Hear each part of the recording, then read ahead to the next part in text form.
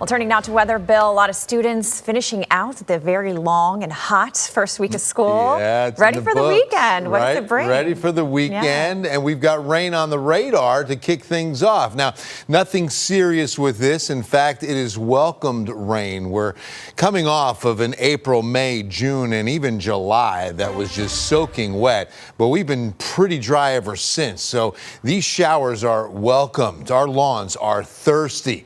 Thunderstorm was brief over China Grove, just kind of moving between downtown. It was maybe near Kirby, some rumbles of thunder up even into Windcrest before that isolated thunderstorm died out quickly. These last about 10 to 15 minutes.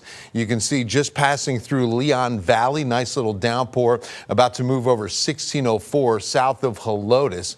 Looking at this right here, again, not showing us any lightning as these downpours have moved into Bexar County. They're beginning to wind down just a bit. This is all sea breeze energy coming off the Gulf, and it moves right up I-37, and you'll notice again it tapers off as it moves into San Antonio. If you're north and west of the city, you probably don't see any of this rain this evening. Gonzales County getting the lion's share of it right now. That could be moving over I-10 just in case any driving interest is moving you east towards Houston this evening. And speaking of, I think we'll deal with a few of these on and off again showers through about 7 p.m. as temperatures will stay in the 90s. But of course, if you're under one of those showers, they drop quickly. Speaking of dropping, temperatures will go 89 to maybe 88 by 9-10 p.m. And then we're staying pretty warm through the overnight. Look at where you're getting the rain to see the temperatures drop into the mid 80s. Castroville, obviously dry with Divine, 100. Pleasanton with an isolated shower down to 82. So it is so nice because you cool off quick.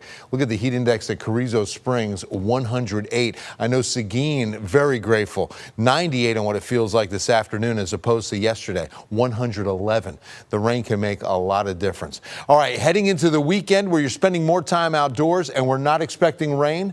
Tips on beating the heat, because Saturday and Sunday both, we're going to be right back up to 100, and with heat indices running 105 to 108, drink plenty of water, wear light colored loose fitting clothing when you're going to spend more time outdoors, and make sure you're not overeating. Don't eat yourself full, just eat yourself not hungry. And don't forget the SPF. The UV index tomorrow, we're going to 10. The forecast for Sunday, 11. Those are very high. You can burn within 15 to 20 minutes if your skin's unprotected. You've got to have sunscreen with SPF at least 30 plus, okay? Don't forget to reapply. Don't forget the sunglasses, your sunscreen for the eyes. Heading in through this evening, it's going to be dry. I want to show you the 3 to 4 a.m. picture. This is not good news for stargazers. We still have the Perseid meteor shower going, but it looks like we're going to be pretty cloudy overnight.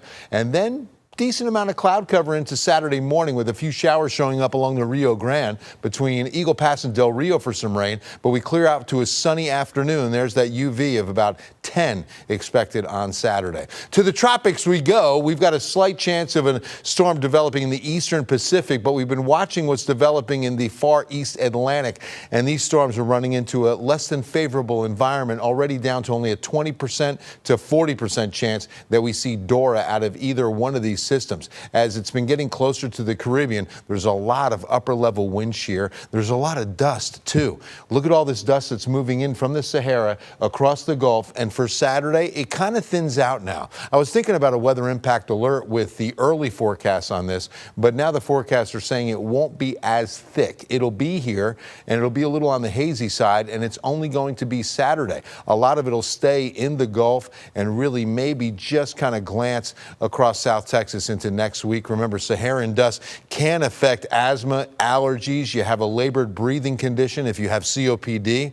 And the sunrises and sunsets are pretty vibrant as a result. But again, we're looking at it pretty much statewide on Saturday.